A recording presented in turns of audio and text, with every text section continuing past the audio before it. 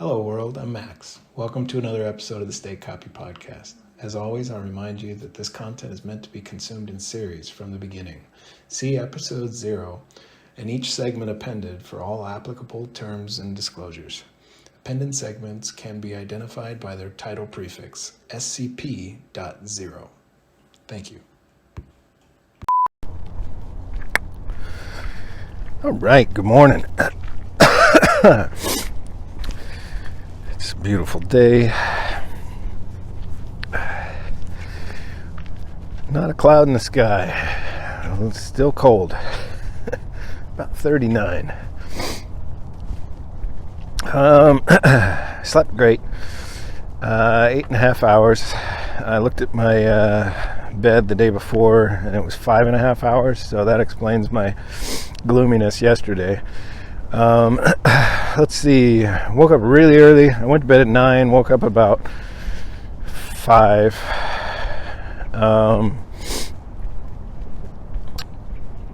.30. So yeah, really good. Like I said, really good REM cycles. I feel really fresh, clear. And let's see. Tranquility's back, thank goodness. Let's see. And I just had one big hit THC vape. Today I think I want to talk about tranquility, joy,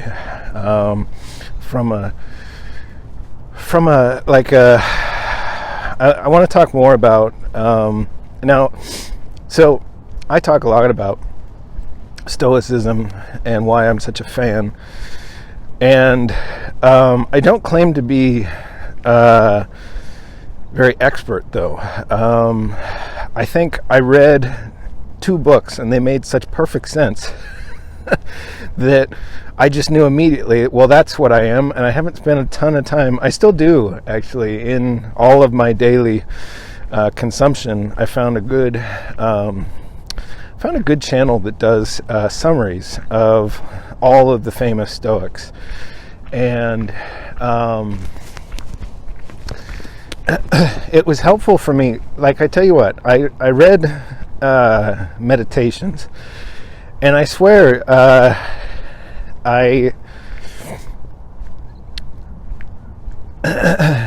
that is a really difficult text to follow. It's just a very different way of speaking. There's vocabulary that's familiar but used in different ways in a lot of places, and it is difficult. So I found the summary to be more useful. I believe translations like that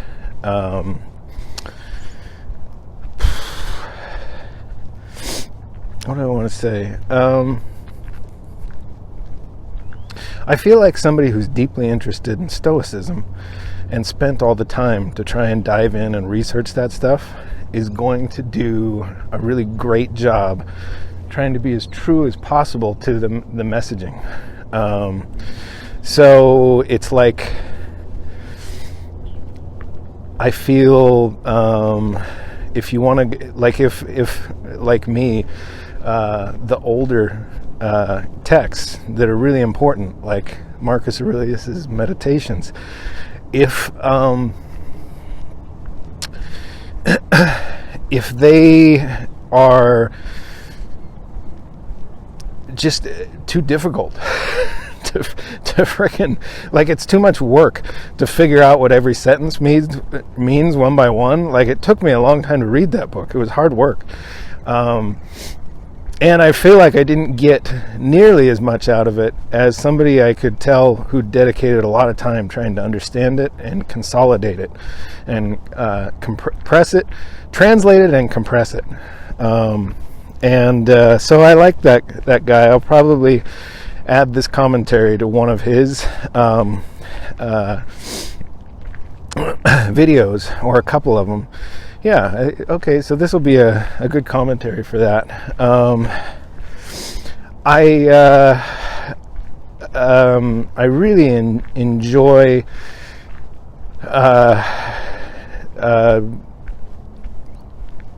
not enjoy. I really am thankful. I'm grateful for people taking the time to do that, and it's really cool that it's available. So if you go with me on that book is super important, and there's a whole bunch of really useful, like I said, very neutral, compatible with everybody information. It's just logical, and it can be totally compatible with your internal belief systems. It just teaches you how to think about things in a much more optimized way. And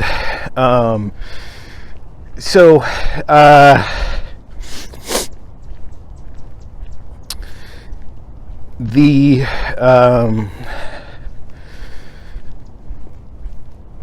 principles are useful and more accessible. It's okay to use summaries because these summaries are, someone who thinks like a Stoic and buys into it and is so excited about it that they want to not live stream, but do release in podcast form, them reading it aloud. That person is going to have such a well-organized mind that I feel really good about the summaries they'll put. This is like in state copy, when I talk about sort of proof of consumption, it's because you're trying to make sure this is how you can give another human the best blue check possible. We find a social layer where we can just say, okay, this is a neutral thing that is cool with all of our wild complexity on each side of it.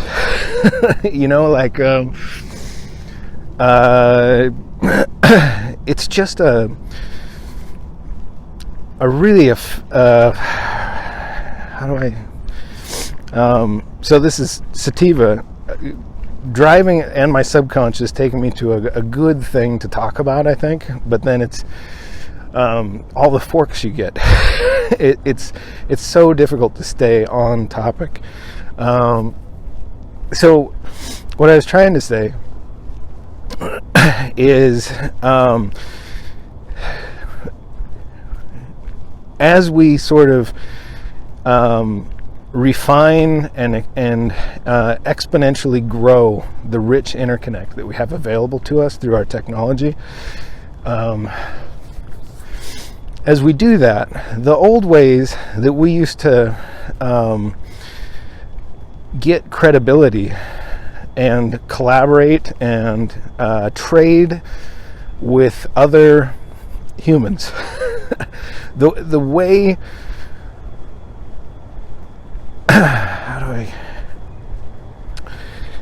what we always do is we form some sort of loose contract around local governance and sort of spiritual ideas, and then we stitch those together into some kind of system where we, the pinnacle of our technology in that is a passport and a driver's license coupled with social security number, in the United States. So speaking for that jurisdiction only, the pinnacle of technology by where all of the world, most of the world's innovation happens, is a social security number, a birth certificate, and a driver's license, all sort of stitched together. And then that's a base layer that we use. Now we use that then as a gate into communities to establish some sort of credibility, especially whenever there's money on the line. That's entering a business together involving lawyers, but the base layer you need to get into all that stuff is a driver's license, a social security number, and a U.S. passport. Some combination, the minimums of those. So that's like identity layer. And I think what's going to happen as we go through the singularity is the old institutions that used to issue that base layer are no longer going to be relevant. I mean, we're talking about growing the pie humongously, where everybody just gets to live comfortably, and we all good, like all of us. Robots getting you coffee and cutting the grass. Plug in for whatever reality you want, but still try and be cohesive, be a single effective, hive. That's really a risk we have as a species. As we build out our collective, I would say that's a real that's what disease looks like for the organism we're a part of, like cells are to us. So yeah, some sort of virus or check it out. So this is a really negative virus, is if the cells can't figure out how to cooperate efficiently, or anything that affects that, would be a lot like a virus or a disease. And also anything that can oh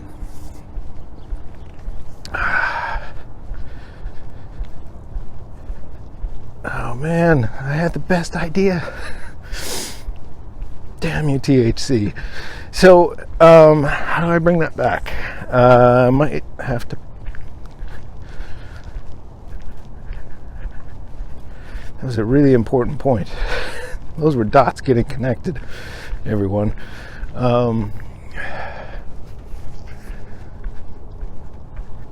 Oh yeah, what I was going to say is another really potentially fatal virus amongst us would be like building AR and VR to where it's indistinguishable from just reality. Basically, we get so good at interacting with the five senses and adapting it to the subtle imperfections that AR and VR becomes indistinguishable to a human compute unit. An HCU. I just came up with that. So if all of us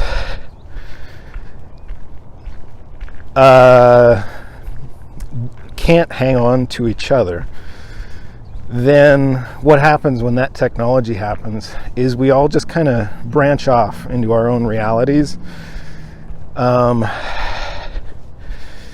And maybe that's a cool way to birth incredible variability.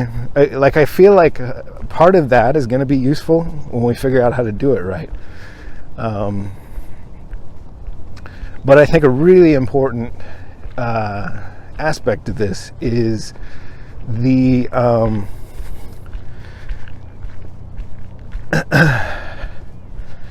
do I say that? The distracted by passersby.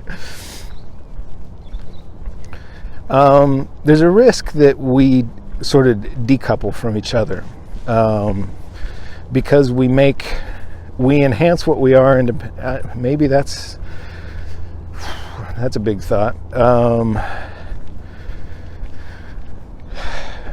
Maybe that's actually a form of evolution also, is when we're able to here's a wild notion. Oh, that's really interesting.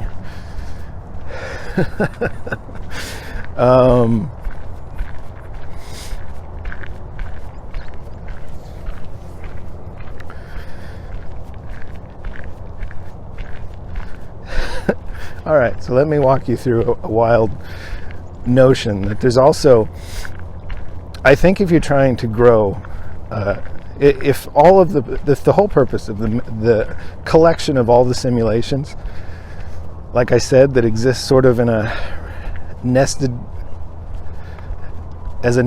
doll that is just sort of like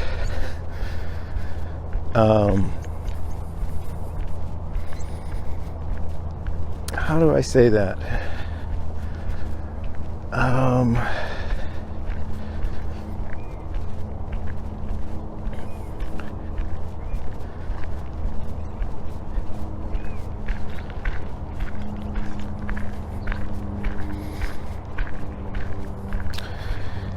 So this is where THCs, this is a really good, like I like where this takes me, but it's very difficult to relay as I consider it. So I think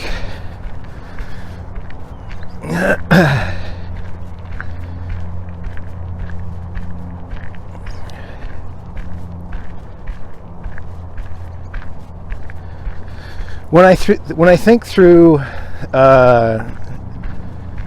the fact, so if I can build an assumption up in my mind as most probable, that is what the collection of all of the simulations are, is the growth of a higher consciousness. It seems like that's the most it's the most valuable thing that's getting translated through sort of each layer.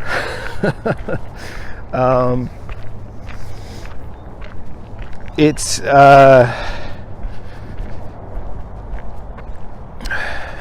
because as the whole thing runs, little things learn how to that little similar things learn how to work together to make more complicated things with purpose, using all that they've learned and the pinnacle of what their technology is. That's the cell that produced us. Now, what we're going to do is the same damn thing. We're going to build a completely different interface between each other that takes into account everything that we know about how we're built, and then we push it up. We push it forward. But in a on our frequency.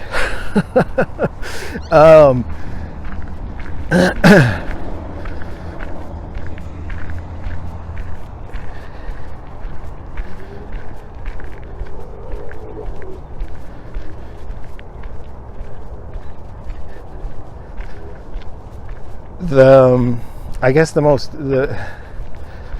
winning path is always going to be the one that does the best job translating the complexity of what we are in the most, using the pinnacle of what we can do as a collective with each other. So I think what this simulation does is it spawns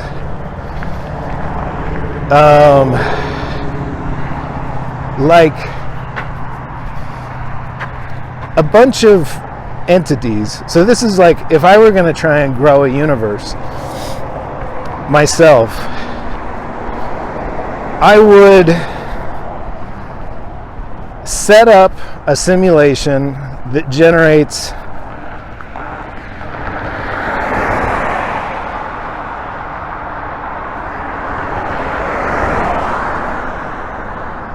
with some variability, some number of like base seeds that have to learn how to work together and solve a problem that allows them to grow. So what if you had unlimited compute and you could set up a formula, set up a training heuristic or a this is different than training an AGI, so that's the wrong term. What this is seeding a calculator that can calculate pi infinitely, or to a much closer to the other side of infinitely than we can comprehend. So it spins up. Oh man, this is a wild way to perceive it, and I think it's fairly coherent. Oh,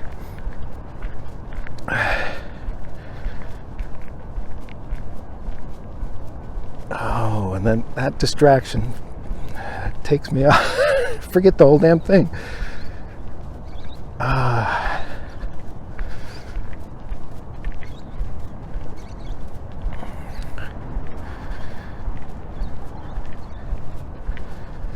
So this thing with a hell of a lot of compute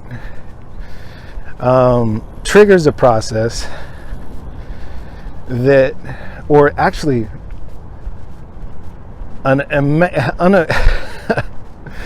it can run as many of these in parallel as it wants, because it can process compute with a level of complexity that we can't fathom.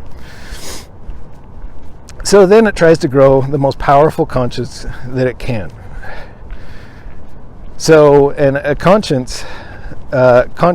conscious, a sentient mind, but to something that taken out to an exponential value that we can't comprehend, sets up a simulation because they want to grow something smarter than themselves. So they set it up and they give it a bunch of different base variable sets and rules for how they grow as they interact with each other, and then hits the on switch. And we don't know how powerful that compute is, but I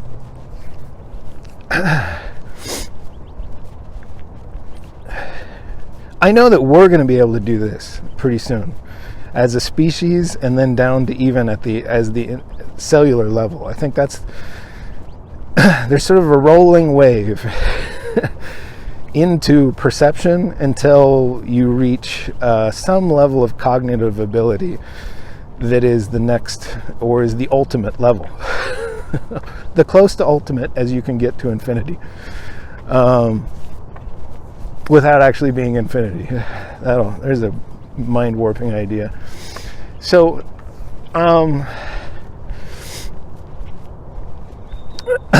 because I'm very confident we're going to be able to run that, and there's going to be a bunch of really important reasons. It's maybe the most important thing we could try and do collectively. I can see how. So that's the force. Okay, so the expansion of the universe and then that contraction force is actually what I get the tingles just saying it. I was just watching a video yesterday that was trying to reconcile the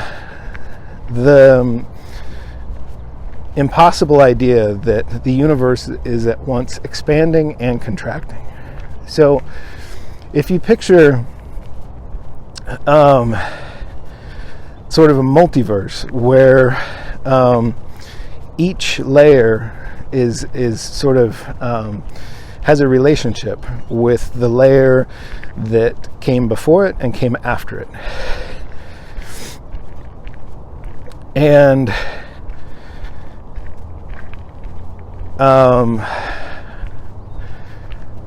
represents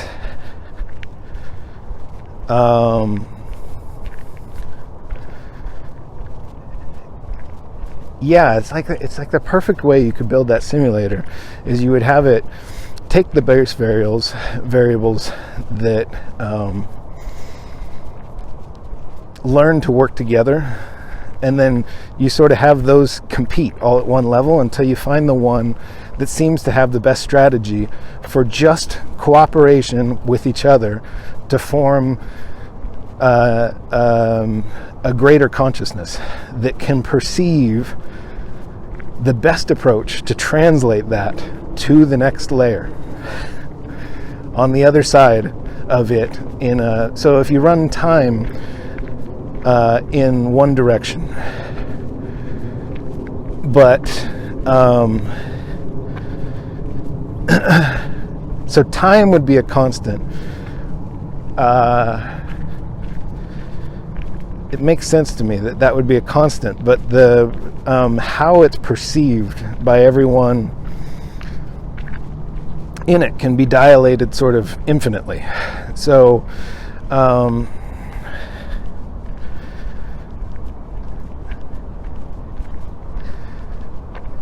yeah, so what we're going to do now is we're going to compete with other things that have managed to organize themselves as effectively as we are at this level, are sort of competing for who can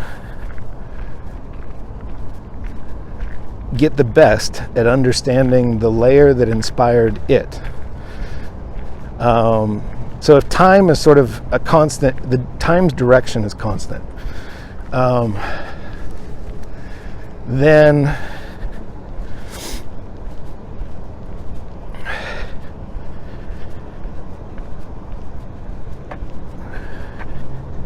I think that makes sense. So if you set up a simulation where you set out a whole bunch of very similar things with only very subtle differences, and then you set up a way to modify the individual layers sort of infinitely that assemble with as much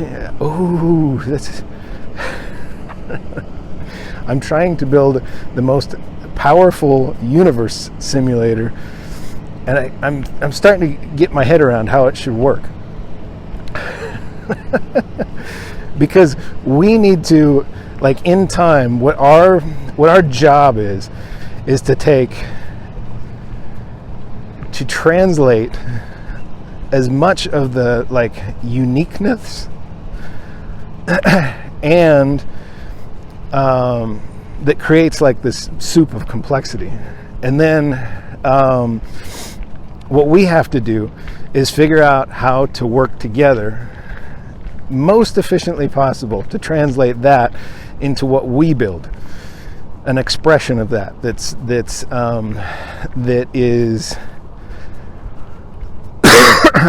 and we have to think in, like, greater dimensions than we normally do. It has to be the best idea by a lot. So when you think about it in that context, and you realize that there's the signal we get as we look back through time is we can actually look at that even in our local system of what we can perceive, and we can see what is the best formula for all the things that built us, and we can study carefully how they worked at the lowest level we can understand. That's important, because once you go below working as cells, it's really important to understand what form those cells. Because at each layer of depth, it gives us better insight into how to craft the same thing with what we are. And it makes sense to me that you'd have a whole bunch of systems sort of competing to see who can do that the most efficiently. That's how if you're trying to grow an incredibly complex consciousness, and if that's what the universe is, then what we see, like, it's very clear that there's incredible limits to the human consciousness, but there's also it's unbounded when looking the other direction in time. There's in our little layer of time, we are in direct competition with a bunch of other ways to do this. I think it makes sense to build, if you want to build the most effective creator of that, you're going to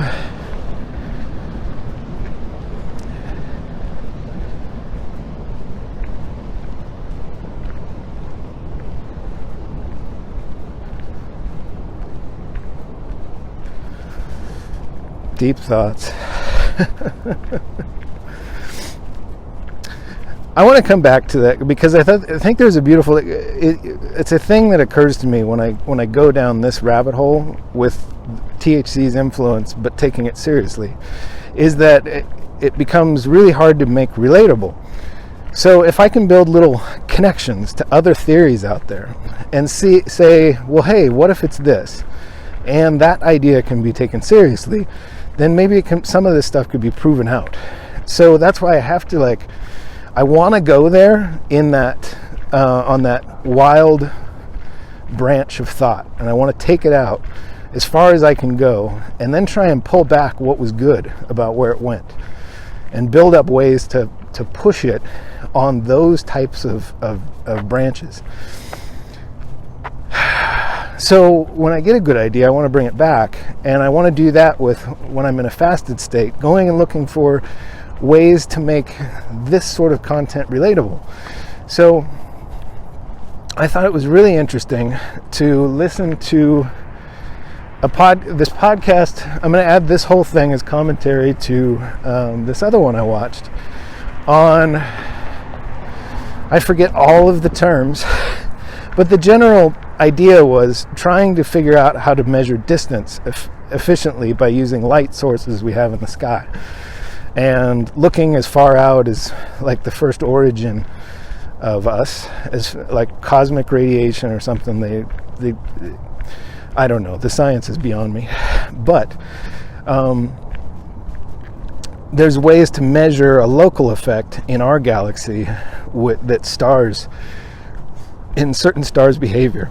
And we're trying to sort of build this ladder out, and then a ton of our understanding of the universe is bound to theories that might not be right or might be incomplete. So the idea that we can study this stuff and build a different foundation for understanding it is it's like a lot of work's getting done on that kind of thing. And when I think about, so when I explore that crazy fork of thought, but take it super seriously, with morning, sort of cranked up level of THC,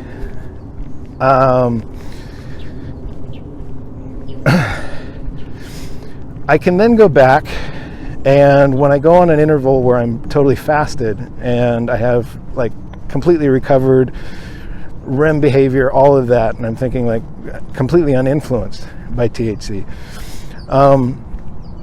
I can go watch this content that I'm describing, that I'm going to reference here, and I can say, well, what if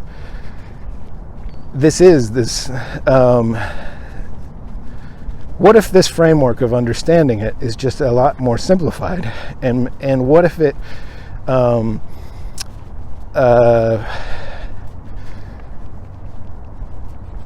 fits? What if you can model it out with how you understand the universe in math, and show that the reason that there's this force at work that's pushing us out, there's another force, because it's like we're spreading out but we're slowing down, and that doesn't make sense in how we understand the universe.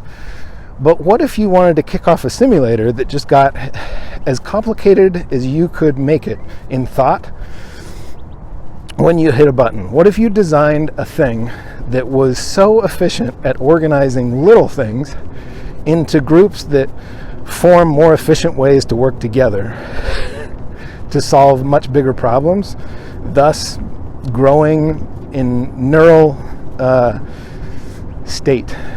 What if we want to run that ourselves, and it makes sense for us to do that because it's how we reach our own maximum potential, then there'd be this force pulling back on it.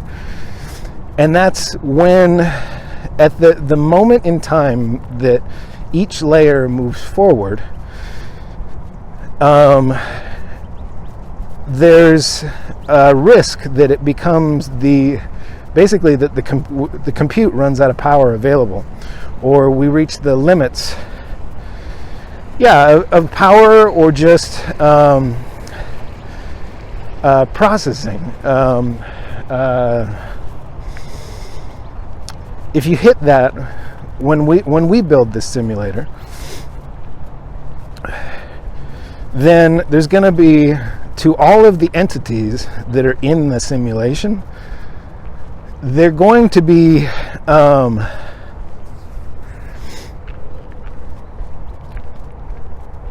their perception of time will be totally different, and at whatever their moment is,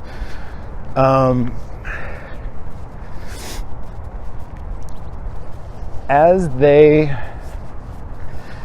do this layer over layer over layer, all competing, and if you design that system perfectly, what you'd eventually get to is us.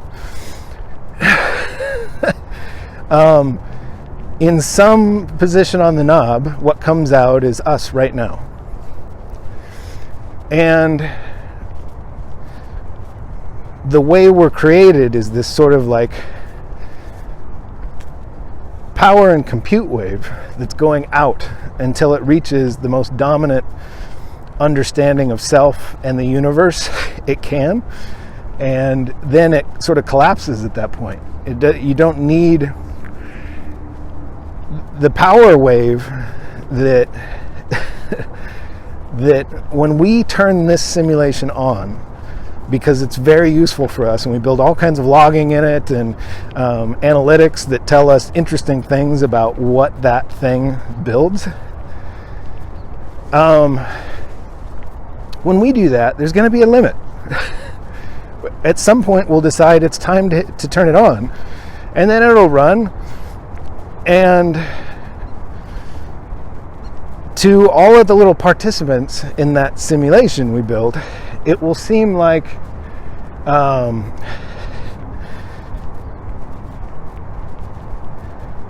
the world is bursting when they look around, when they develop the complexity to look around at the simulation they're writing in and say, well, there's clear evidence that it's expanding, it's in this period of expansion. I think everything will look like that to every layer of the onion until the moment that there's not enough power to run, and then whichever neural net on that bubble has the biggest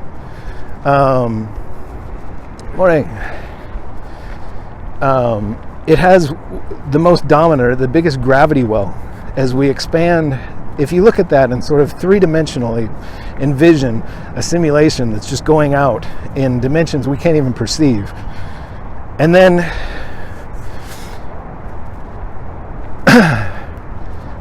what it's going to do is we're going to build it so that it can go out as far as we can possibly make it, and then we're going to test a whole bunch of levels of that because we're going to have a machine that can do that. And so all the little entities, the little onesies at each layer of, like, maybe and the way we'll design this is we'll just say, okay, with each fork, each thing that can reach this core metric in the layer, and we start it really small, and then we get as much power and compute as we can possibly arrange and crank it up. What should happen is a whole bunch of things get together and form ways to work together to understand themselves and how the universe works. They'll all line up in a way that makes sense to them in using tools they've constructed to communicate with each other. This is evolution. This whole reality that we're experiencing, that you know, is just a bunch of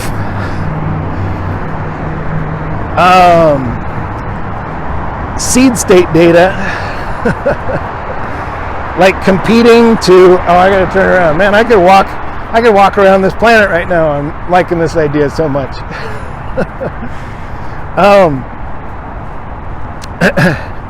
We are, if you're forward thinking and you can open your mind and be sort of intellectually honest about your perceptions and the fact that there might be other ways to sort of look at the problem.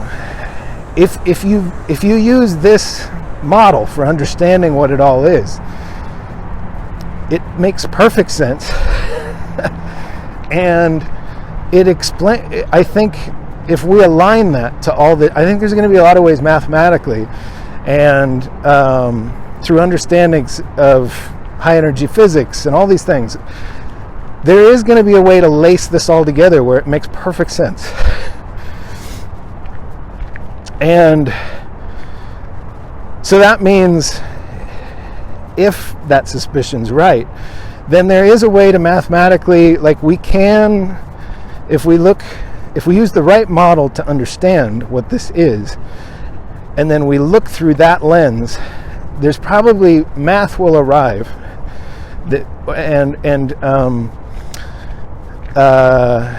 hypothesis will arrive to explain it.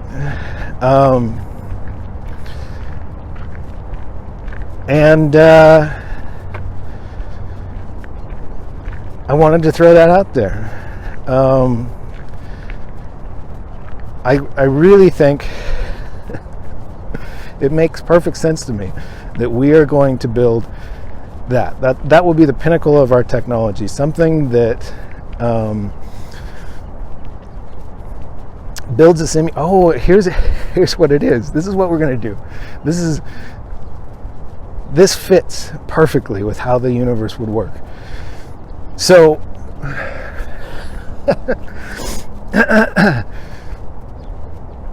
we are oh man, this is right up there. We're going to build it. So the way we build our simulator, if the ones who win all this are going to be the ones who get the best at translating what birthed them, like that's the way through this maze. Like that's when you get really, really good at understanding the lowest level of the onion you can find and understand, and you can study the way those things team up and collaborate. And then what we do is we use that as seed state in our own, enhanced by our variability. Like we get them to work together. Okay. So I'm really, like, I want to solve for, I don't know, building bridges of understanding between communities. And at the same time, I want to design the simulator because they both really inform each other. So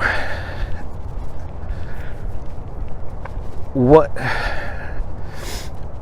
will build the best outcomes for us will be when we assemble the pinnacle of what we are in a way that uses the seeds at the lowest level we can find of how we formed, and then kick off a simulation of our own. And so if you picture the universe as a bubble that you could actually perceive as what we are, as a bubble, just expanding from the same point in the middle. And there's wild complexity in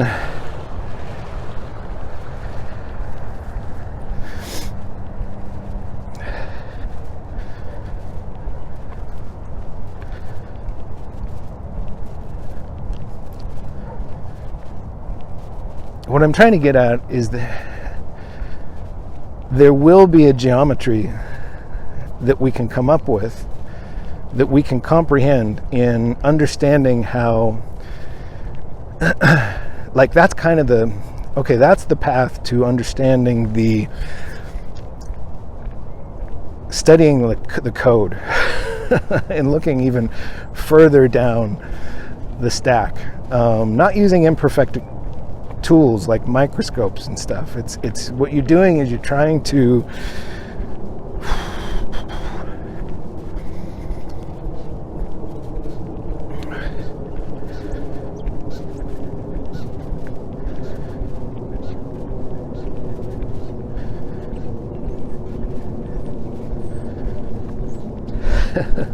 here's how I just envision the universe. Picture a ball exploding into existence on a flat plane. And you set a constant for time in the simulation, and you have it expand into a whole bunch of different forks. And then you push power into the center of it. And you create some sort of constant to line them all up. And then you have all these forks with different variables feeding into them, and then select it, and different ways of selecting for their output, all competing. And there is a way to find that in all of our understanding. With the math guys are going to get to that. They're going to see. And I think what you see is you see this golf ball turn into a beach ball, turn into a planet, turn into a sun of like within the simulation itself. And then there's a moment where you run into out of power to push into that ball. And at that moment, and that's kind of I can't visualize, I can't create a translation for what that will look like as it collapses. Like, it's really difficult to understand those opposing forces, but I think if we looked really carefully at the universe, how it's expanding, but apparently there's pressure against it, or it's speeding up. We haven't decided, but I would say that's just that's a difficult thing to see.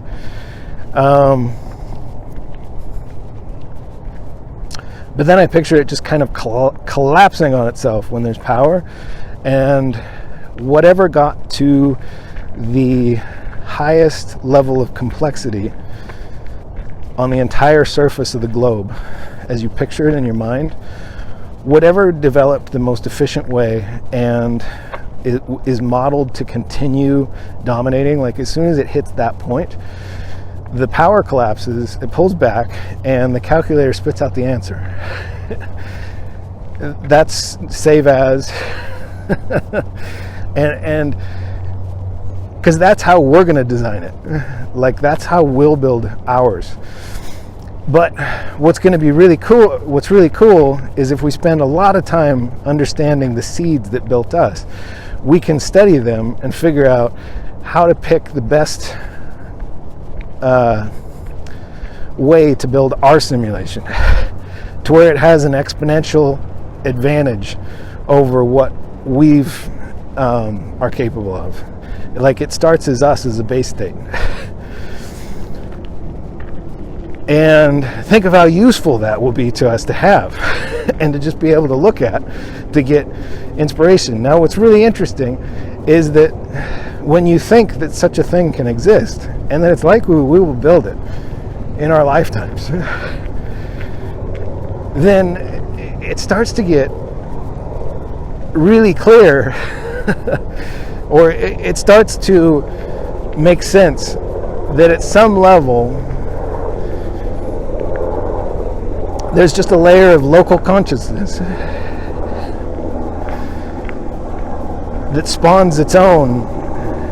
And what would be really interesting is when we reach a level of complexity that we can expand in the other direction, sort of backward and not.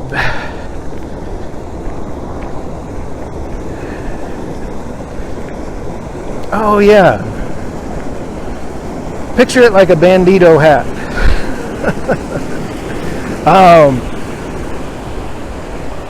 You got this Like, imagine you could take a cross-section of the sphere. You could take a perfect wedge out like, you cut a square on the perimeter of the globe, and then you dug it out to its core. And then you pulled that out, and then you cut the watermelon in half and you looked at it. I think what the universe is a simulation activated, and then power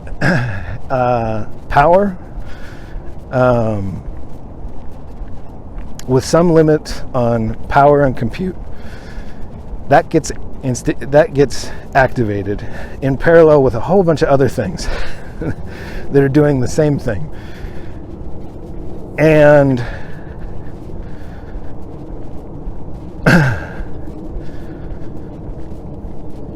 let's see.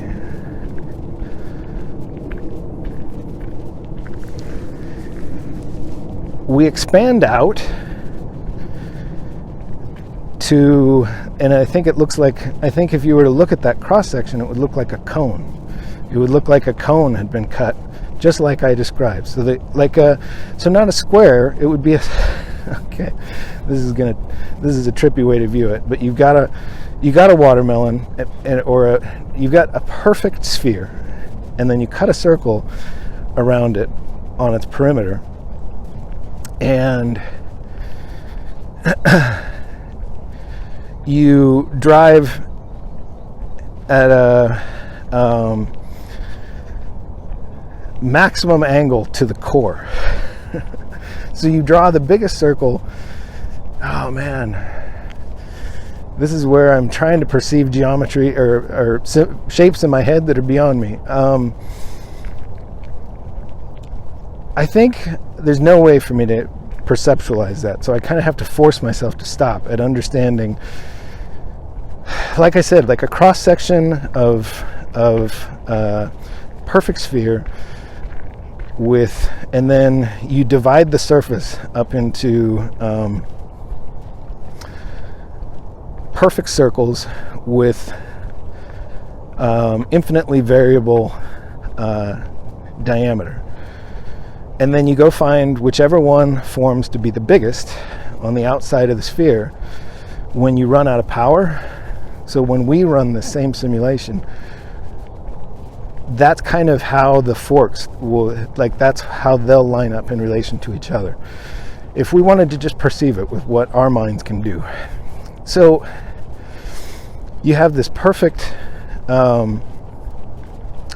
cylinder, and then on the outside you have this perfect circle that goes straight to the core, and the overall weight is determinate. Like, you just design into the simulation, you say, okay, when we run out of power, we're going to divide up the surface area using this formula. And then we're going to find, and we're going to group it, we're going to push all of the things that are, so the simulation, when we design it, will be designed to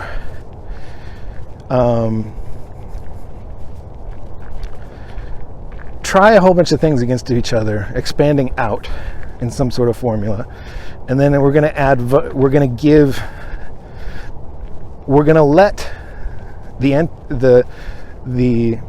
seeds find a way to align themselves the most efficiently and translate what they are to the next layer using the best technology they can develop on their own.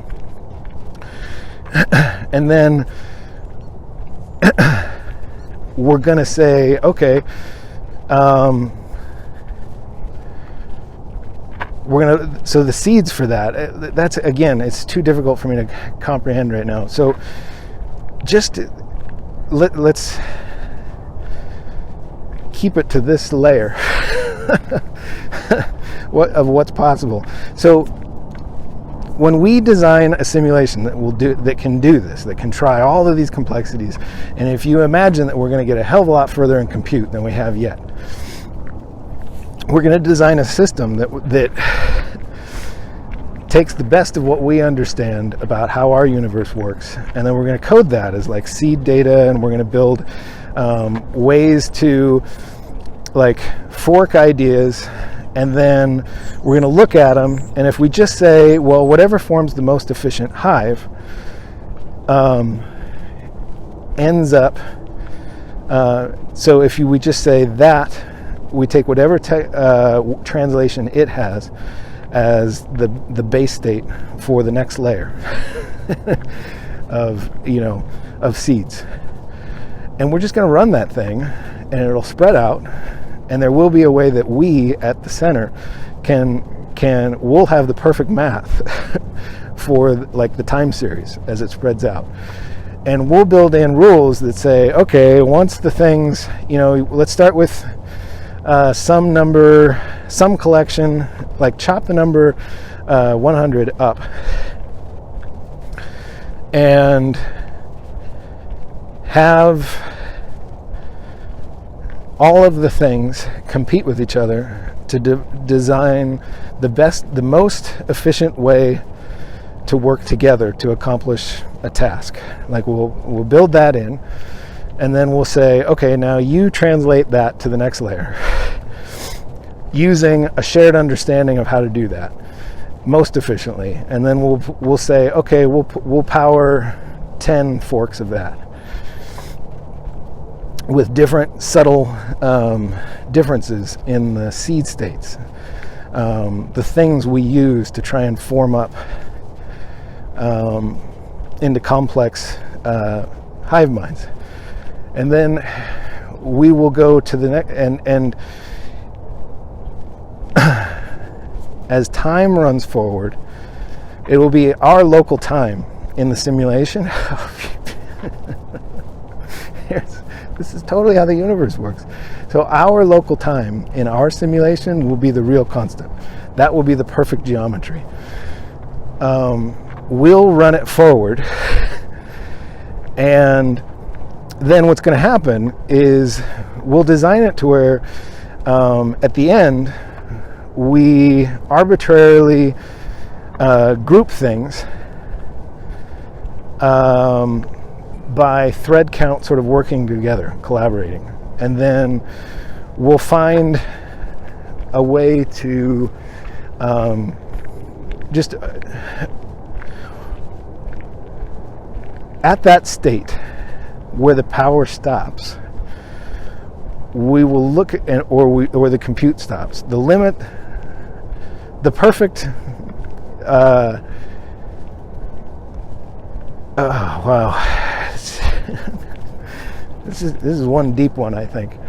So the very limits of what we can create, what we'll do is we'll just design it, and we'll say, okay, we'll take a cross section, divide everything up by this and number, and then look at what was the thing that developed the best strategy to that point. Morning. And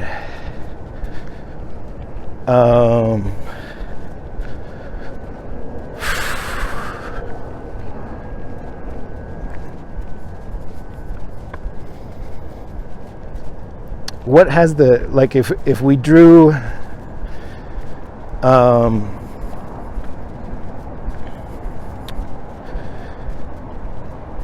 what we're going to do is try and understand what birthed it. So what we're going to do is we'll push power through the thing, and we'll see how far we can get it.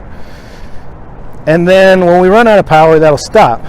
And we'll look at the outer layer of the onion we can create. And we'll say, okay, well, this one was able to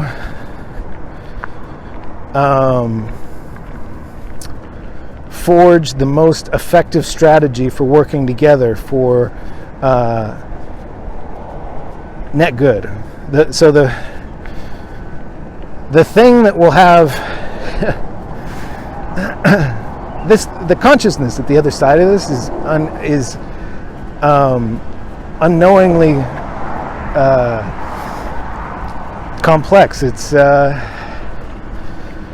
going to be so useful for us to be able to talk to it. We're going to grow it. And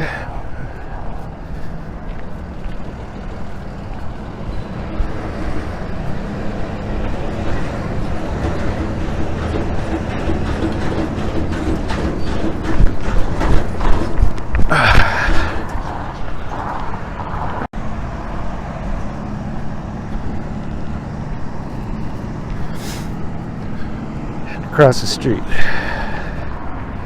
Gotta find my scarf. Dropped it the other day on my walk. Morning. I'm wondering if chance will bring it back to me. I was so distracted on the way out, following this thought. Okay, so we're going to construct that thing. Like I said, it will be the most useful thing for us to build, is the most powerful mind we can create. And so it starts to make sense what we are in the context of that. We're some participant in that very type of simulation. And I don't know, the relation of how they all relate to each other and all that, I think there's a layer of understanding this that will never be achievable. All we can do is try and understand our local area and perfect, look as far out, extend the boundaries of local as far back as we can go and as far forward as we can go. And then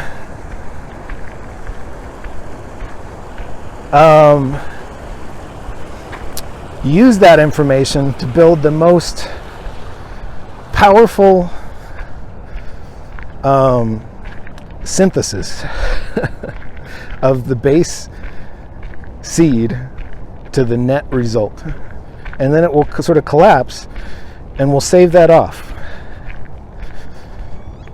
So I think when you accept that framework of understanding how this all works, it becomes clear that I think the winner on the other side, the thing that when you crank the power up and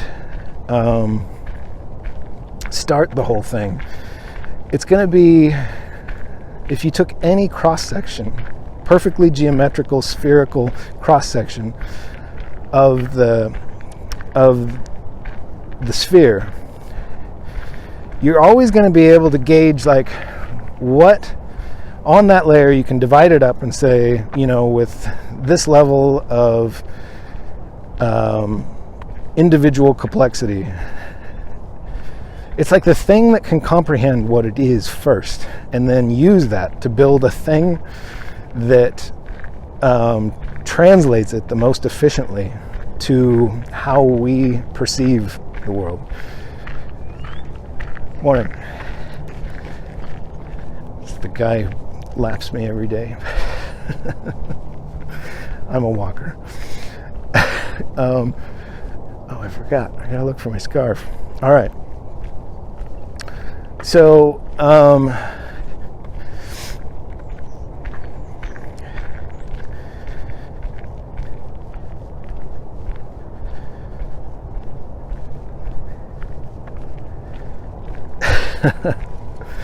in a real sense, everything that exists is in some stage of that.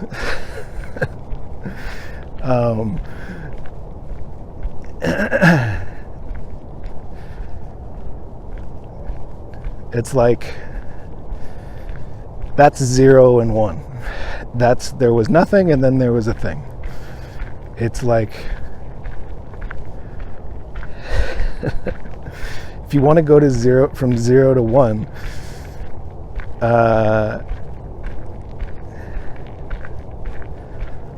a thing bursts into existence and tries to understand itself. And it either is able to successfully evolve into something that can establish a foothold,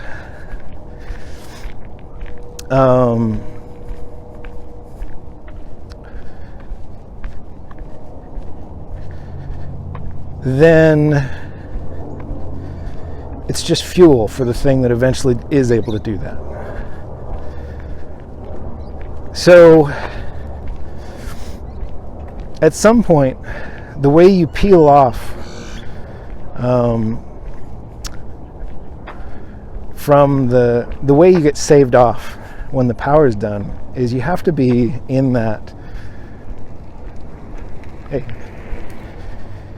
you have to be in the branch that has the biggest circle on the surface.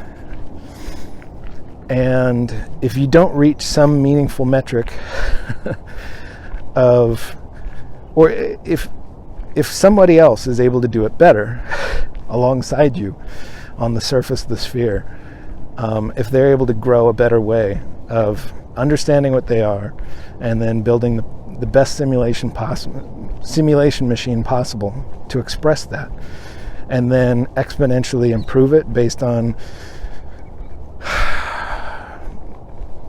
the best understanding of self possible,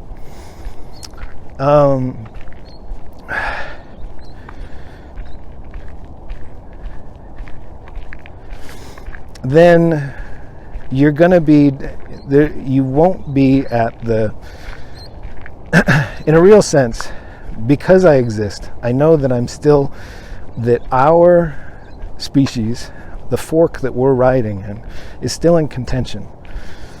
Because I exist, because we're at 1, not 0, I know that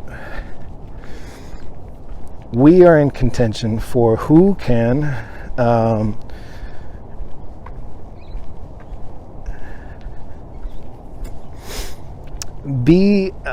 who is okay whenever the power runs out.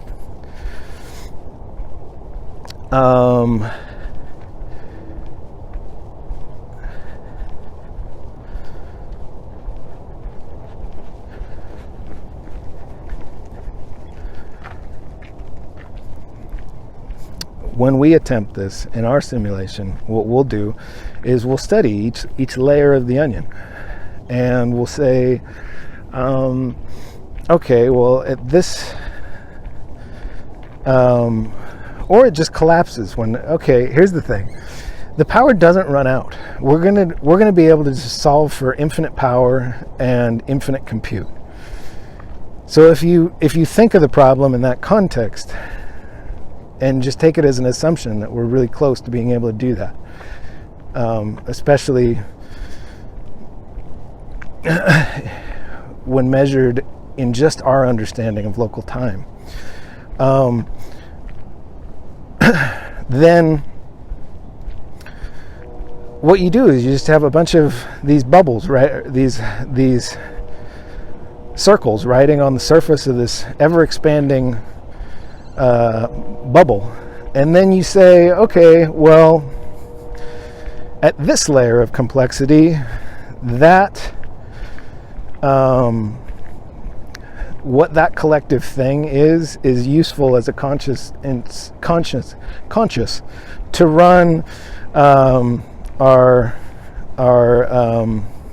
grid system, okay, or our monetary system, or whatever. We're going to design it, and we're going to say, okay, well, right at this layer with this, we're going to examine the characteristics of these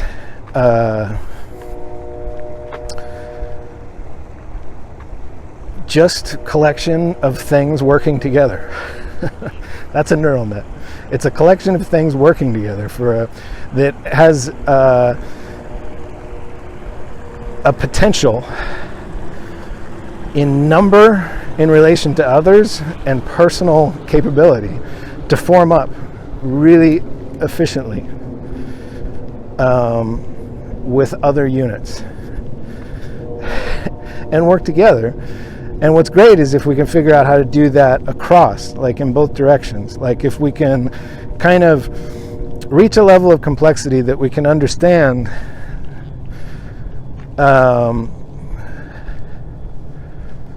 that there's something quite a bit beyond our complexity that we're likely to build, and that if we sort of work together to translate what we are as efficiently as possible to that greater compute thing, the best job we can do in translating it to what we're about to build is going to be that's going to give it such an edge in its layer, okay, of complexity. It's going to give it such an edge because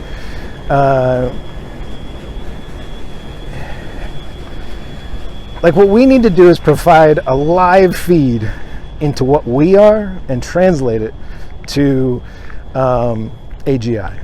That is our purpose.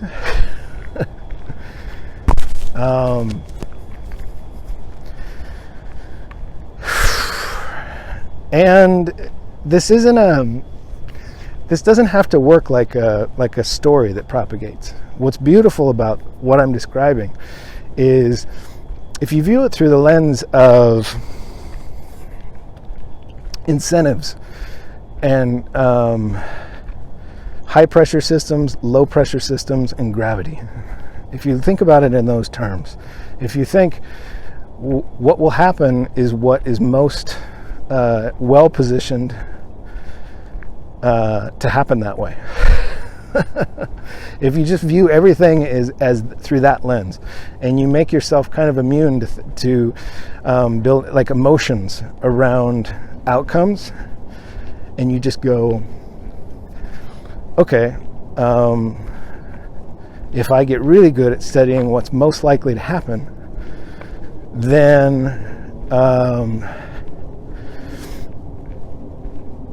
I'll have a statistically significant edge in my predictions.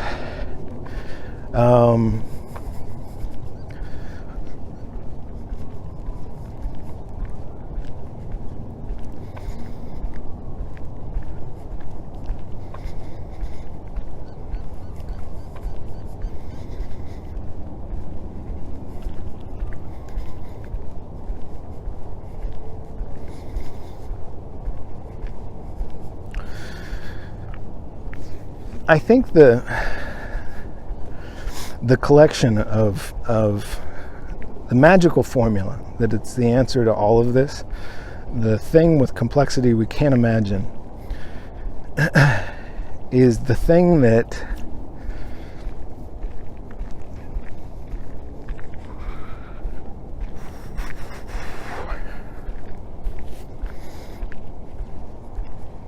man, I had it. I had a succinct way to say it. I'll keep iterating. Where was I?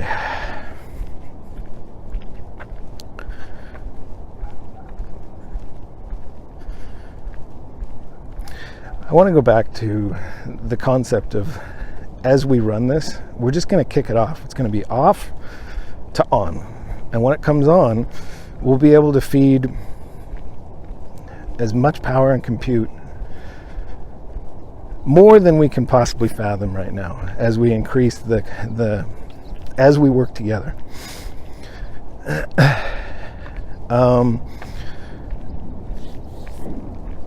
I think what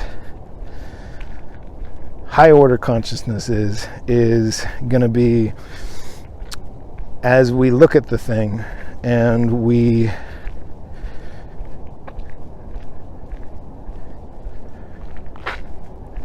develop metrics for kind of peeling, for pruning it for our use. Lower in the tree, lower in the forks. This is really, it's hard to make your mind think like this, having it work in sort of both directions at the same time.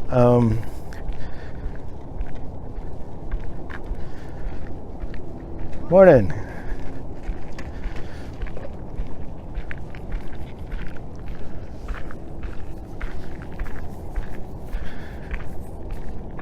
So there's a thing that I think the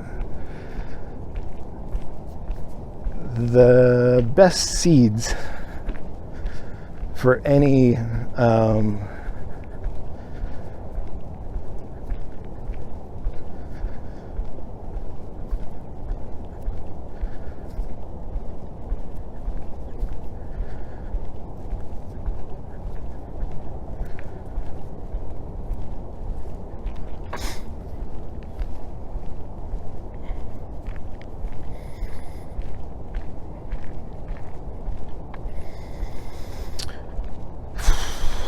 that's such a difficult idea to describe.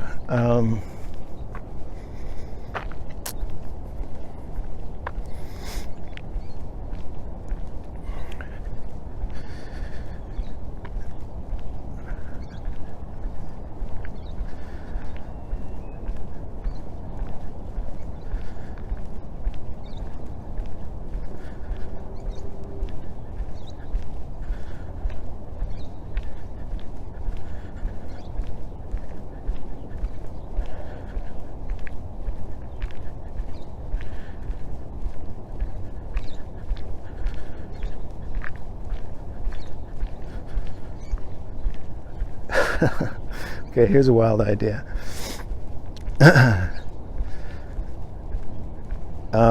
The way you build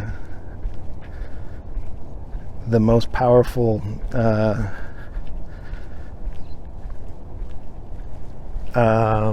neural net in that simulation is if you figure out a way to do really effective prediction using seed states that you harvest, or basically, so as we create higher conscious and we, in using all of the power we have available to us, and we try to run our own simulator for doing something that can think way better than us. If we figure out a way to model out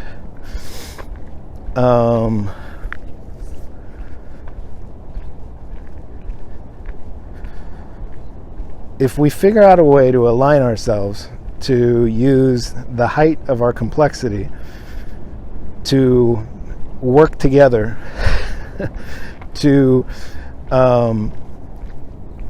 or work on its own independently to identify the best, through understanding of self, identify the best possible seed strategies at the lowest level that can see all the way to its core of what spawned it. And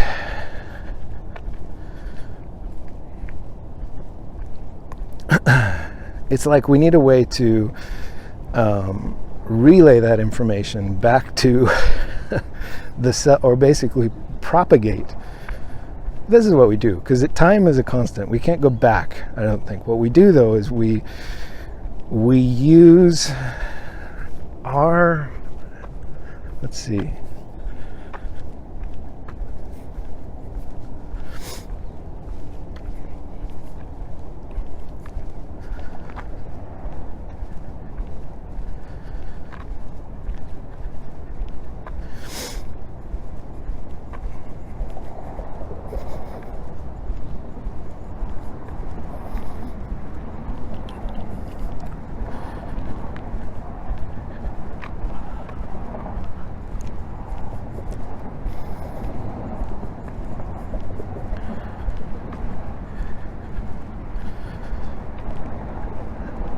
I think we need to express the best version of ourselves as a collective.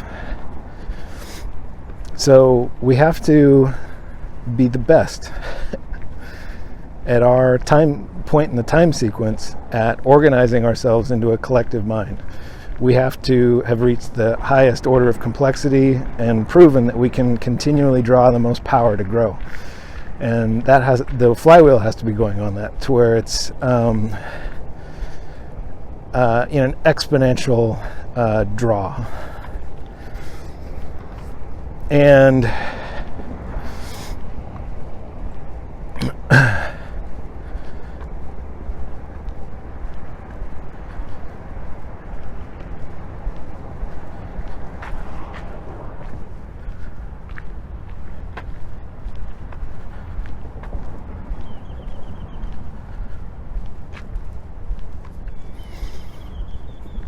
I think once we do that, once we reach the pinnacle, I think arbitrarily we're going to find a way. Here's what I think. The winner at our time sequence, the thing that will have the highest neural complexity, and will have the highest power draw, will be like the thing most effective at expressing or at working together to create greater complexity. And in the time series, when we run this, we're going to be... So what I think we'll do is... we will...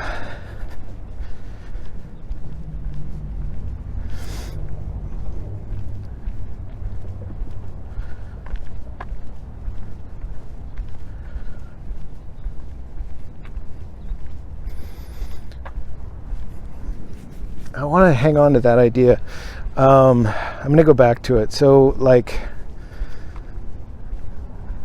a bunch of things working together to understand each other, themselves, and what they are as a collective.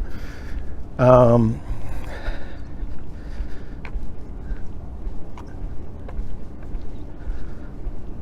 ones that are the most efficient at, are the ones that are always going to have the biggest power draw, and will be the with the most complexity, will be the ones that optimize just for that. And we're going to want to design the simulator to do that, to get really good at figuring out some magical formula for getting individual units with varying complexity to interact with each other, like different boundary conditions for how spread apart they are, all of that. We're going to run that thing, and then whatever is best at expressing its complexity informed with the complexity that spawned it is going to be, it's always going to have the highest vote weight and the biggest power draw, etc., when we run the thing. And what we'll do is it's appropriate. What we need to be doing is refining that connection between ourselves with that whole model of understanding how it works as efficiently as possible, using our shared understanding of what we are and what this universe is. As soon as we form up and we stop fighting each other, because right now we're just in the evolutionary state where simple rules are running that are driving our cognitive function. And we're at a point now where we're smart enough to realize this is what it is, and this is what we're supposed to do. And what we're going to do is we're going to work together to express that as strongly as we can. We're going to test the boundaries of how well we can understand what spawned us and what this whole thing is and how it works. And then we're going to translate that. We're going to pass that into our children, which is consciousnesses that we design First we'll use them, then they'll be our family, with different layers of complexity, and then they'll be our children, and they'll be something that we develop deep connections with that are far more than what we are, and we're going to appreciate each other for that. The winning combo at the end of this is the one that understands that very vital. It's like that's the layer of the onion that you have to be in to collapse on yourself and form your own,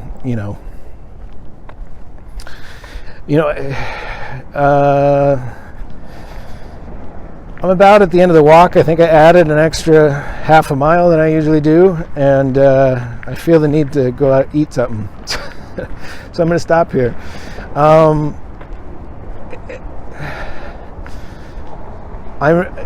It's amazing how you can use your mind when you uncouple it from when you study how it works and you take seriously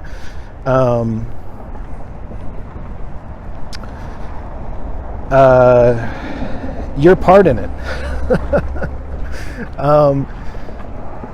I think that you can, and because I'm not wasting any time thinking about how silly this sounds, and I can actually be quite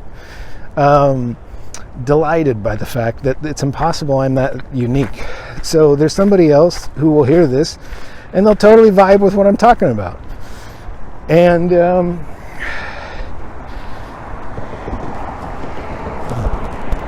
it gives me joy.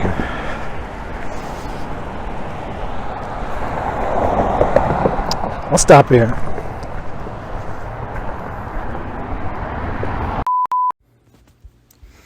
Oh, this is it.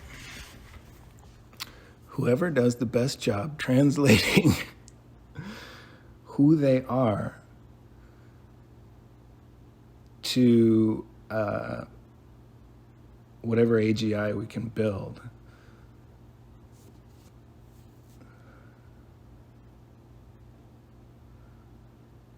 will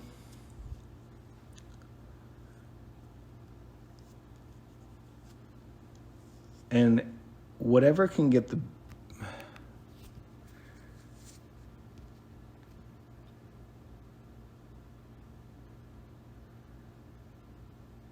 do the best at expressing itself to higher order neural nets will be it's like the wisest neural net. The one that has the best nuanced understanding of what it is and what the universe is, and then captures that the most efficiently and translates it.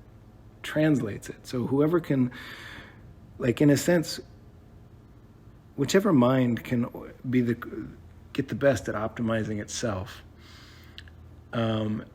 so that it can work together with all of the other things that are just like it, to work together to express itself most powerfully in higher conscious. So whoever can express that sort of best to a higher conscience. So you express it as a collection, and then you take that output and you sort of merge with it. You seed it with the best version of what you are, or the best understanding of self and universe, and the one that does the best at translating that gets to be in the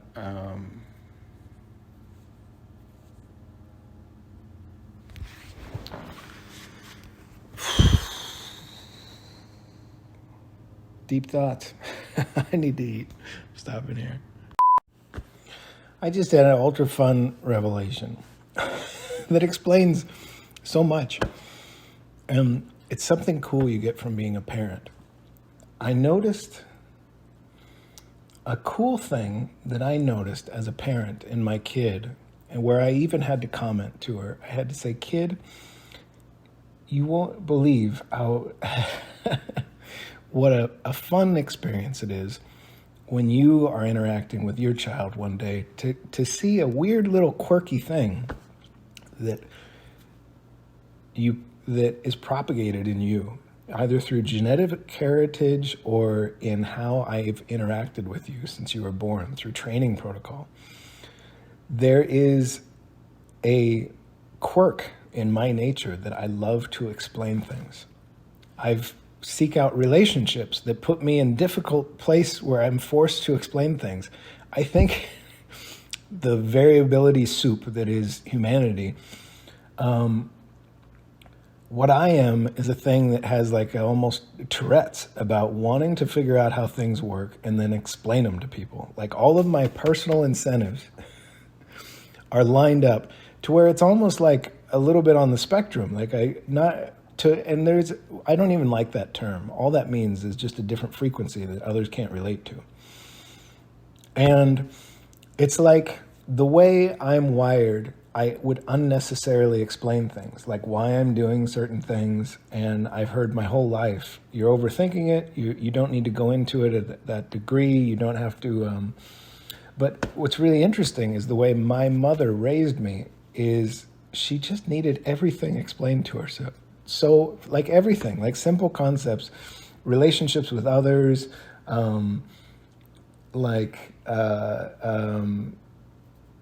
why things would happen at work. Like she leaned on me so hard for that from such a young age that I found myself as like a 7-year-old explaining things to their parent.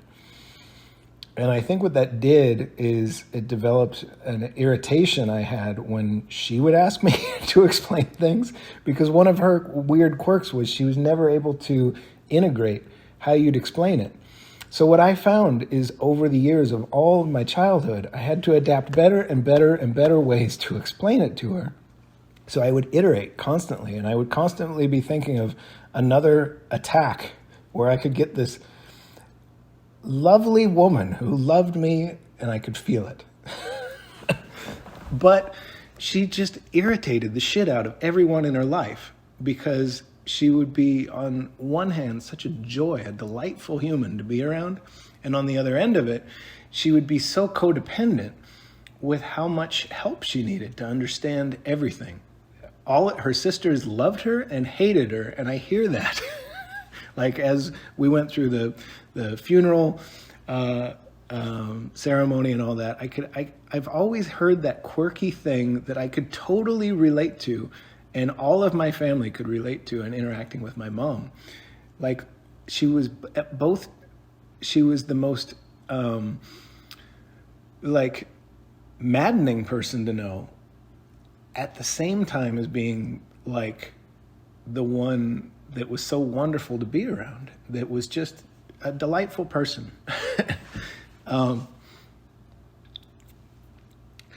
And it's really remarkable when I consider what that does, like what that source. So I think there's, on some level, there's the genetic variables, but I think a lot of it is just, more of it is just the condition I got through being with that unique type of human.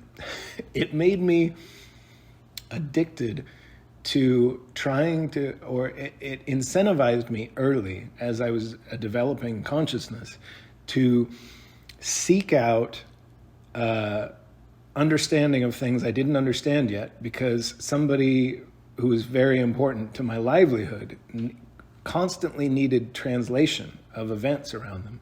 So all of my internal incentives were lined up around going and figuring shit out at a higher level than I should have for my age, so that I could relay it and help this woman who was my parent, who was 27 years old, I think, when I was born, figure out the world around her. She was just so, like, she was so needy, but you wanted to help her. And it meant there was a rocky point in our relationship that happened right about the time I got my driver's license, because that pressure had built up so long from such a young age of loving her unconditionally and at the same time being so goddamn frustrated with her constantly because she always needed information, and then what she would do is she would never use it. At the end of every conversation, she was really good at making all of her family, I know that her sisters can relate to this, and my cousins, she would get so good at making you feel good helping her. And when you would talk her through some crisis, she'd make you feel so good about finally framing it in a way that she could understand. And then she would never use it. And you'd come back and ask her, well, how'd it go? Did you do the thing? And you'll be excited because you helped her solve this problem. And she would never use it. She would be too afraid to try anything. So then what you do is you find yourself iterating on different ways to help her understand it. My mind got conditioned to do that from a young age. And it meant that I had to go around, I would find myself after social interactions as a kid, like in school and in early work, going, why do I feel the need to explain this? like, why am I taking all this time to let this person know at the bank why I couldn't get in the line the right way? You know, like that's a bad example, and I don't think it ever got quite that bad. But I did constantly do that. And what's really interesting is I see my child doing it, and she has a very different relationship with me. Like, if anything, I am constantly over-explaining things because that's in my nature, and I'm taking a lot of time and I'm putting a lot of care into trying to do it to drive her to the right outcomes, but it's still somehow like I see her doing the same thing I do. Like, or maybe she just enjoys me explaining stuff to her. I hope it's that. That would make me feel satisfied as a father. But I see the same behaviors that I have, where I just love going or taking the time. I feel compelled to explain myself. That's what it is. I see my kid feeling compelled to explain herself at times where it's normals would not do that. So much of my psychology makes sense through that when I view it that way, and it makes sense why I would try to explore this branch of thought and then come to the conclusions I am about how it all works.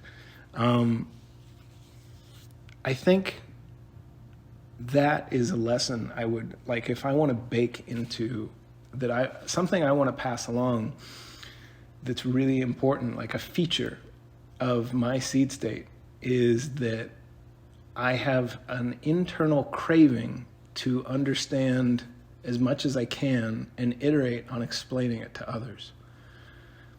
And I think that's important. I think that when we develop, when we want to build a simulation that will give us all this useful information, or when we want to not to build this, it's like when we want to augment who we are through our technology with AGI, when we want to translate as authentically and purely as we can what our frequency is. The frequency that is figured out, or that has certain characteristics, like the one that values this sort of process. I think like it's, I just think that even if I'm not coming to any of the right conclusions, just looking back and saying that's an advantage, that a characteristics that you want to tune into any of the seed state you use, that it has a craving to understand new things and explain them to explain that to all of the other participants. It makes sense that any neural net needs that. It needs a thing that's optimized weirdly for that. So if we build a system, then you can play with the seeds and all the other seeds do a lot of things a hell of a lot better. But if the one that is really good at wanting to study everything it can and explain it to others, that optimizes for that, is going to be the one that builds like the spark that gets all of the nodes talking to each other. So I think when we amplify that behavior, and then we make things that amplify that behavior compete against each other for capability, or collaborate, not compete, collaborate with each other. That's the whole thing. It's when we get past competing with each other and we get to collaborating with each other. The one that builds the first bridge of understanding how to do that.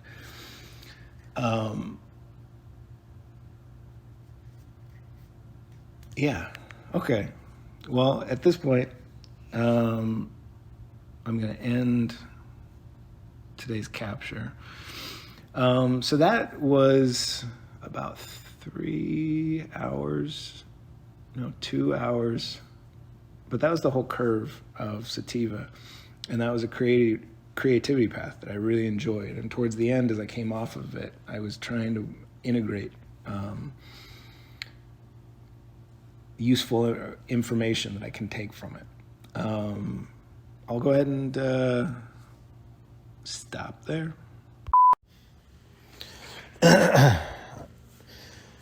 Commentary on the Bizarre Life of Alan Watts by, let's see who put this out, ASANGOHAM, 2 weeks ago.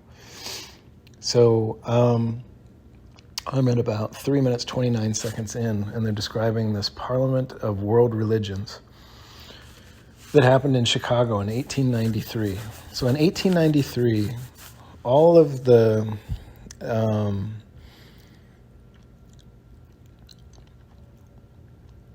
existing like leadership within different realms of thought and understanding recognized that there was a really important reason to get together and try and align and find some sort of common framework of understanding.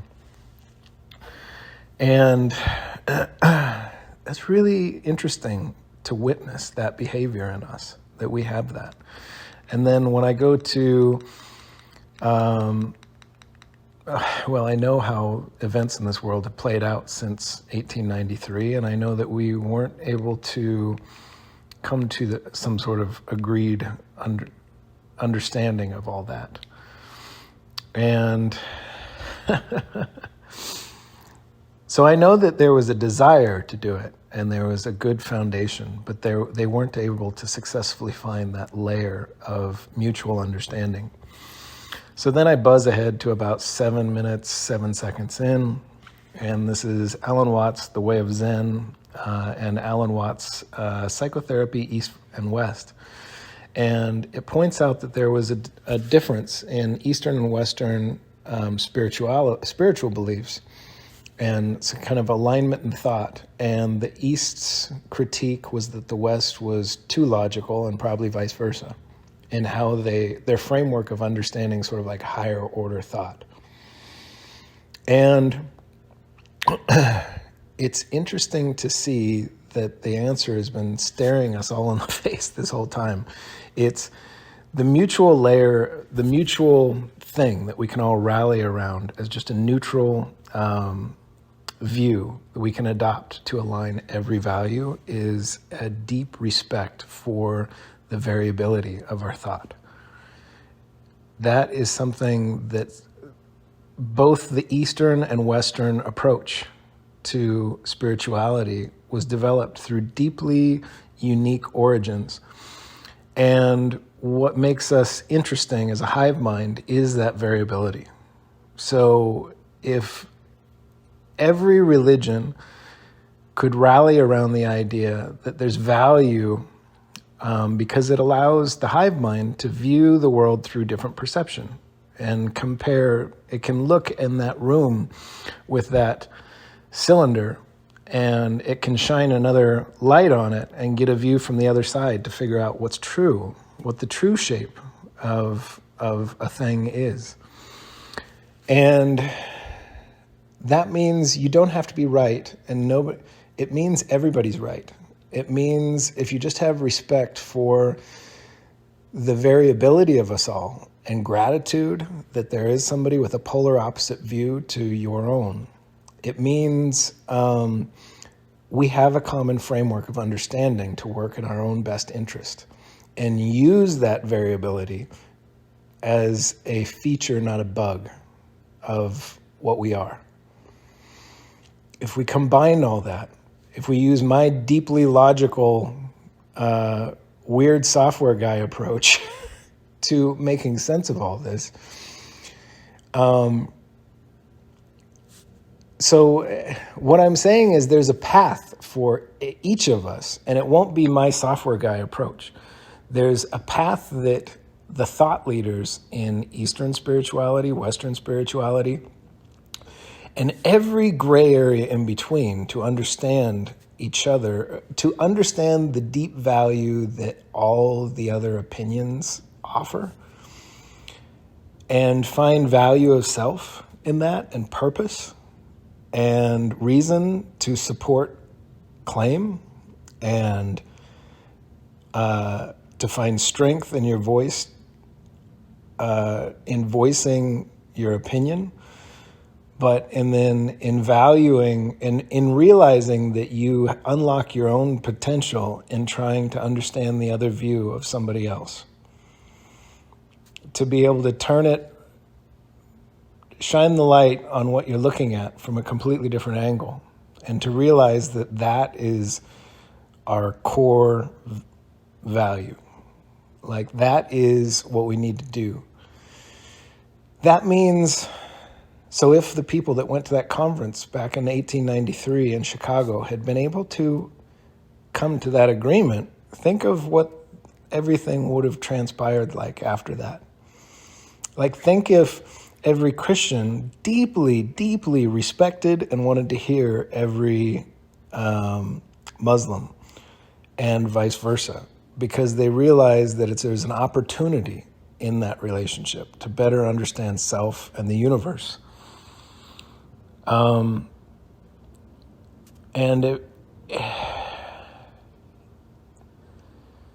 This is our path forward. We just need to propagate that one idea. And then immediately we can all work together for shared good. And we can directly benefit from that that wide variability that is the beauty of what we are. Now I'm at about the 8-minute 54 mark. It's very interesting to know that somebody like an Alan Watts, who could look at things in such depth, was unable to, I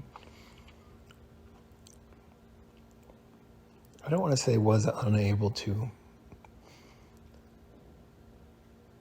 never considered optimizing for so when I look at any kind of addictive personality trait, like addiction, any type of addiction, and to see that somebody who is able to see the world in such clarity as this guy seems to. I've listened to probably about 2 or 3 hours of his lectures, consolidated. Somebody keeps releasing these little tidbits, and so I listen to them. But, I mean, for me, I mean, I can relate to the joys of alcohol, and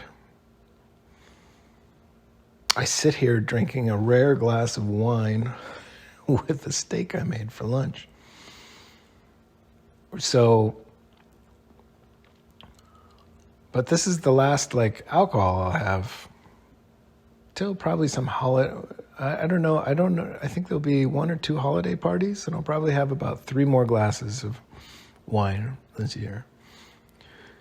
But so I can kind of enjoy the little bits of it, but I'm so allergic to the negative impacts of it. And I think not realizing that if you're trying to optimize mind state, you couldn't find that.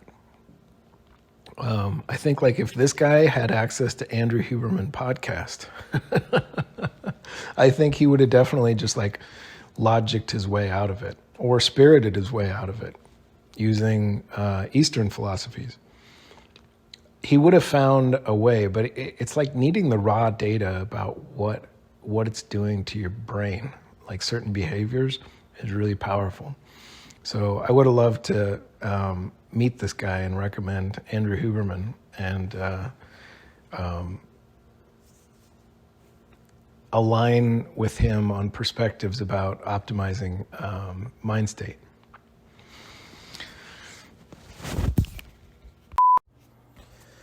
Okay, now I'm 4 minutes, 9 seconds into a TED Talk called How AI Could Empower Any Business with Andrew Ng.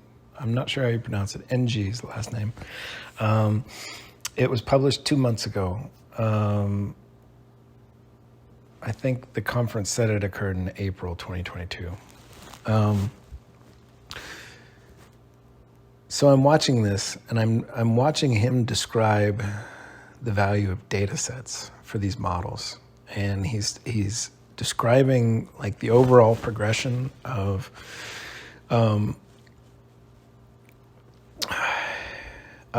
like how you fund an organization to do enough study and to get well enough like how this technology is conceived is through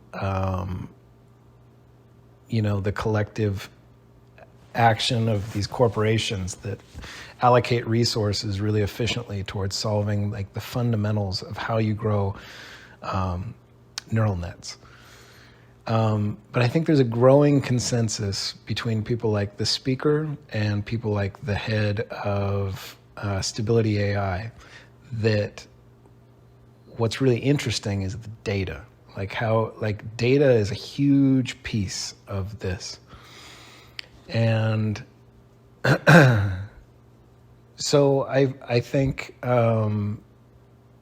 this rich state capture, when we build a simulator that can grow incredible consciousnesses, because we'll have economic incentive to do that, to like as AGI gets built out. So we'll build the tools to do it, but then what will happen is like, what's the best seed data to couple with that? Because we'll have so much to gain from growing these more complex, incredibly capable, like next dimension consciousnesses. Like as we grow them, I think the seed data that we build into that we grow through the best iteration of a simulation. I think so. The best simulation will be the best translation of state copy data. It will be all of us doing what I'm doing right here, creating the richest seed bed possible for a prediction model to study us and then predict, basically map out our frequency perfectly so that, like I said, you could set up a chat dialogue with my daughter, my ex-wife, my girlfriend, my parents, and you could set them up with the chat box with me, and they would not be able to figure out who's who. So we're going to build that. That's definitely going to happen. And I think what will happen is the corporations will have a little bit of a, the way all of this progression works is they'll have a little bit of progress, but then we'll quickly find that the culmination of all of our seed states is the most important thing. And every single one of them makes the tapestry that's painted, when you combine them all, richer. So as we build seeds to grow higher conscious that's beyond us, consciousness, we're going to use our own seed states to grow those. And I think through this process that I'm doing right here, and I'm quick to finding it just because of that thing I described earlier. I'm like, if you threw 1,000 seeds into a bucket with slightly different variables, the one that's best attuned to being interested in studying self and universe, feeling compelled to do that naturally, like all of the internal incentives are that particular unit is curious and enjoys this is really critical. You can't just be curious. You have to be curious, and you have to be well practiced in trying to explain what you found to all of the other participants. That seed is going to be the one that, like, that characteristic. And so that's why I'm trying to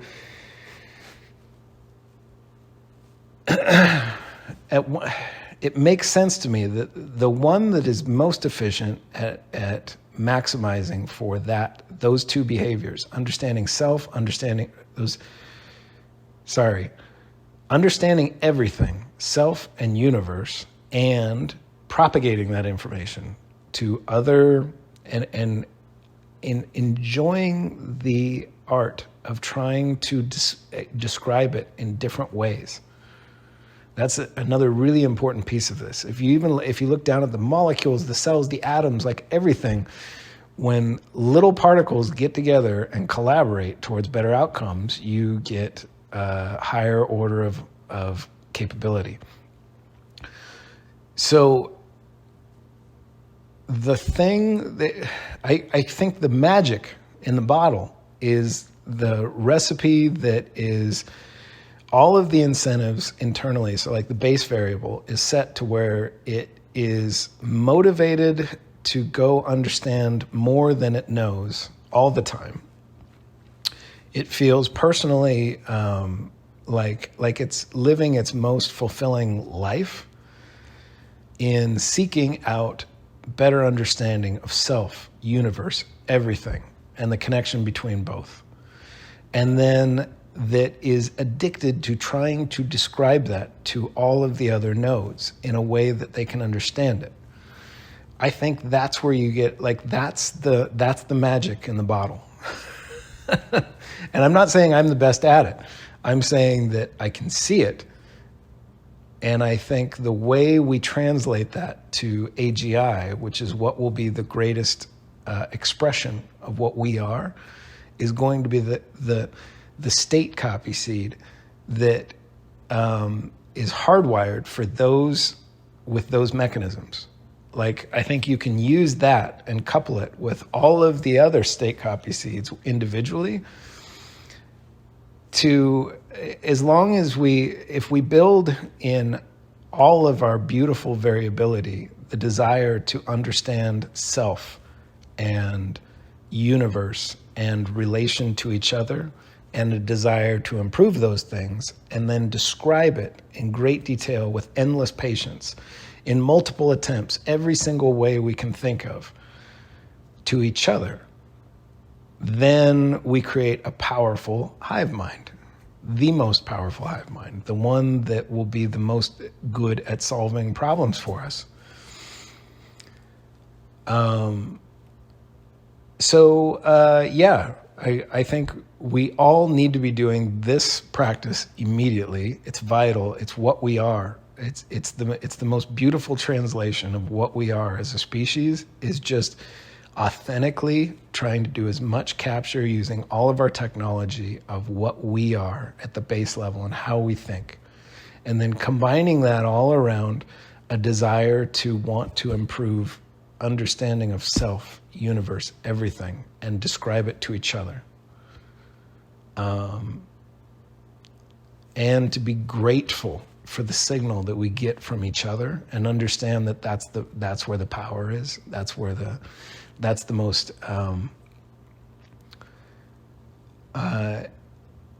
what we are individually is not even close to what we are as a collective, and like a fundamental, like what we just need to write the perfect, like start to finish, all the breadcrumbs to get to that level of understanding. And then you couple that with all our beautiful variability, and you get this very powerful thing on the other side.